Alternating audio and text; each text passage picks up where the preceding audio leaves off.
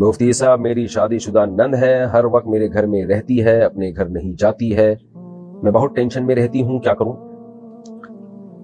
شادی شدہ نند کیوں نہیں جا رہی؟ آپ کے گھر میں کیوں پڑ گئی؟ آ کے اپنے شوہر سے بولو کہ کچھ کرو، اس کو نکالو یہاں سے۔ شادی شدہ نندیں جب گھر میں آ کے رہتی ہیں بہت بڑی، میں تصور کر سکتا ہوں کہ عورتوں کے لیے کتنی تکلیف کا ذریعہ ہوتی ہیں یہ چیزیں۔ تو اپنے شوہر کو بتائیں اور اپنے بھائیوں کو بھی بتائیں کہ وہ آپ کے شوہر سے بات کریں کہ نند کو گھر سے کس طریقے سے رخصت کیا جائے، اور اگر نند کے سسرال میں کوئی معاملات ہیں تو چیک کریں، وہاں بھی کوئی شادی شدہ نند ہوگی جو آ کے رہ رہی ہوگی تو اس کو پہلے وہاں سے بھگوائیں۔